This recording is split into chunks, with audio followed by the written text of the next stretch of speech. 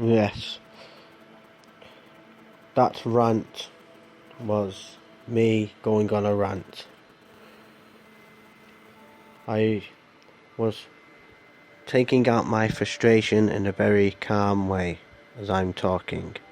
Now, I'm going to get into news about the most. This is probably the most area for the most legendary gangsters in the world, and rappers and celebrities that all come from the district in New York called Brooklyn. A lot of big stars come from Brooklyn. Mike Tyson, probably the biggest, Biggie Smalls, but these are the real criminals and most vicious people in Brooklyn, Italians that basically made Brooklyn the most roughest, deprived area that created the best rappers and entertainers in America today, based off being in the streets of Brooklyn. Because if you talk about ghettos, you cannot get more ghetto than Brooklyn. Right, top 90 most dangerous men in Brooklyn. I am going to read this to you and see if you're interested. Jonna Pinetal, the Brooklyn Godmother. The Sunset Park section of Western Brooklyn is a story of urban renewal success, a neighborhood continued defined over years of immigration. Now, going off the 2016 New York Times real estate section heralded in Sunset Park as one of New York's next hot neighborhoods. This distinction followed more than 100 years of democratic turnover, sold by the Carson Indians to the Dutch hundreds of years ago. The neighborhood, now known as Sunset Park, evolved into a shipping center by the 19th century, attracting Irish, Polish, and Scandinavians, and was dubbed Little Norway for a time. Subsequent colonies of Irish, Italian, Polish, Greeks, and more recently Hispanic, Chinese, Korean, Middle Eastern people continue to transform the area of Brooklyn. The neighborhood today brims with more than 100 nationalities, different races within its boundaries, reminiscent something old, something new. This is what Brooklyn is all about, the metaphor of a melting pot made true for the better and sometimes the worse. Yet, not too long ago, 1990, rolling off a devastating crack cocaine epidemic, Sunset Park was the center of gangland power for leadership of violent association Netra, a street crew that first coalesced in the penal system of Puerto Rico, both spreading into American shores. In the Brooklyn, the majority of its gang members are ex-convicts, according to the so-called court records. By this period, Sunset Park was a major stronghold for gangs in the United States, its members immersed in a wide range of gangster activities like drugs, trafficking, extortion, robbery, assaults, and murders. Then in the 1990s, an unusual phenomenon in the traditionally particle structure of Netas, Joanna P. Metal, a female gang member dubbed as La Marina, Madalina, the godmother, vied for power. Her role with the gang, P. Mattel coordinated with prison officials on behalf of convicted gang members, supported them while they were incarcerated to help steer them on the right path upon release.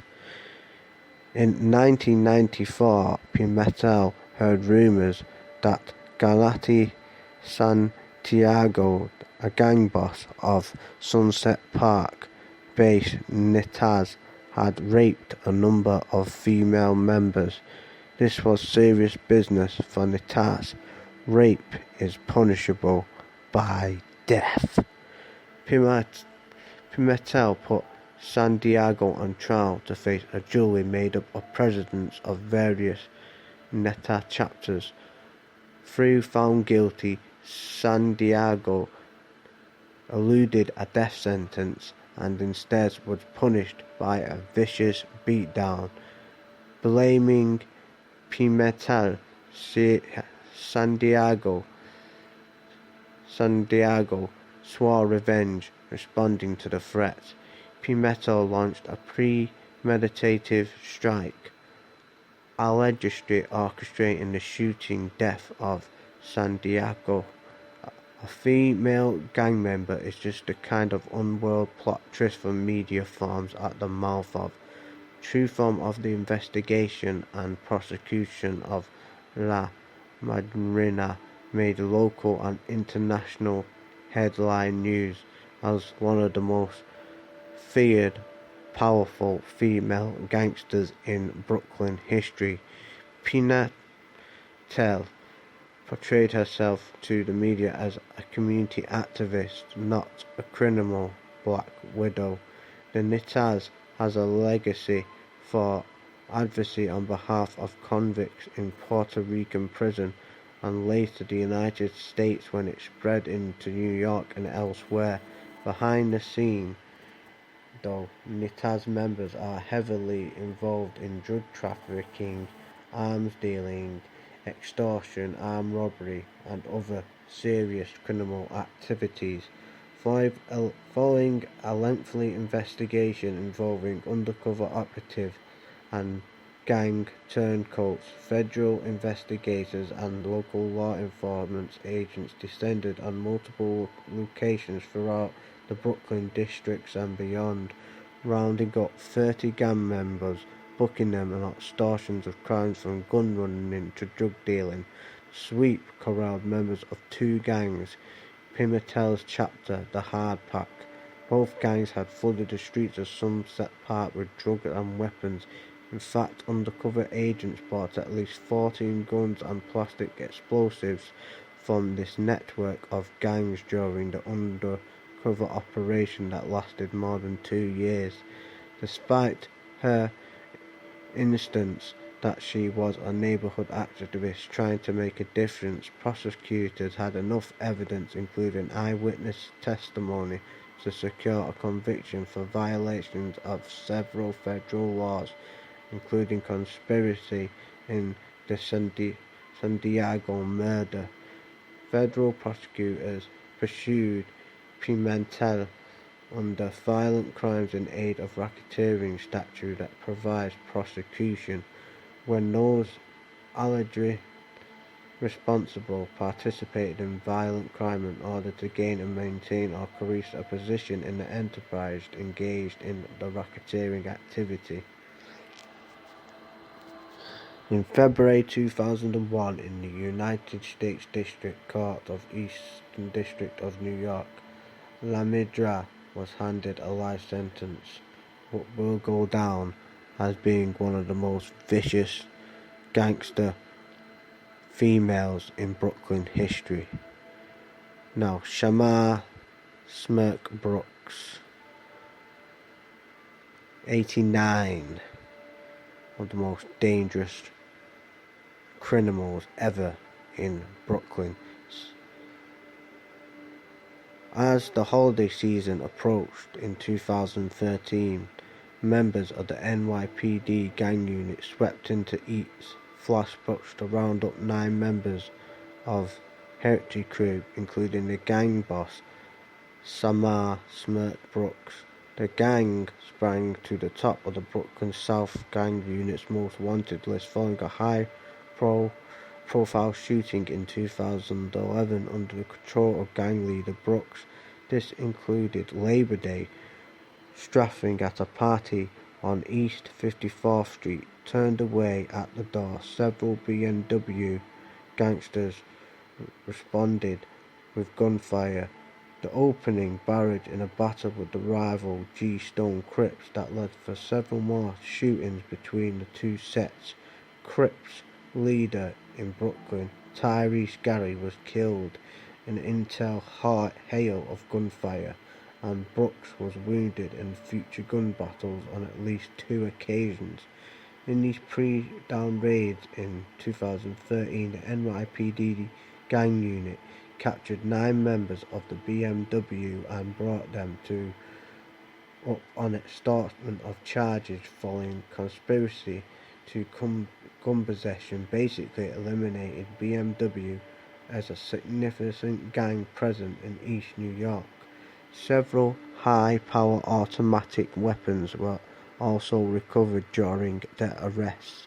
Police forensic investigators traced DNA on a number of those guns, linking multiple gang members with crimes, including several open homicides. The conspiracy case was bolstered by the appearance of gang members posted on YouTube videos with provocative titles like "Beamers getting fetty" and "Fistful of bullets." The shootings continued, including one ambush outside Kings County Supreme Court building in Brooklyn, another one on July 12th when a 22-year-old woman was caught in the crossfire, catching a bullet meant for a BMW gang member, prompting a New York City Police Commissioner William Bratton to, quote, "talk about a gang that doesn't shoot straight." By 2014, the NYPD rounded up 15 members of the G-Stone Crips, bringing 75-count indictment in 2015 against the gang members. A takedown snarling rising rap star Bobby Shmurda, who profiled the gang's exploit in his dry snitching in his music. On October 2016, Shmurda, born Aquil Pollard, was formally sentenced in Manhattan's Supreme Court on weapons charges and received 7 years in prison. During these murders and numerous arrests, the violence between violent gang sets invested a bloody East New York continues to this day. Now, let's go back. Barney Wolfson, the Brooklyn's Owl Street Valentine's Day Massacre. Like Al Capone's St. Valentine's Day Massacre, one of the biggest gangland crimes in the history of gangster history. Sometimes in Brooklyn underworld, being in the wrong place at the wrong time can cost you your life.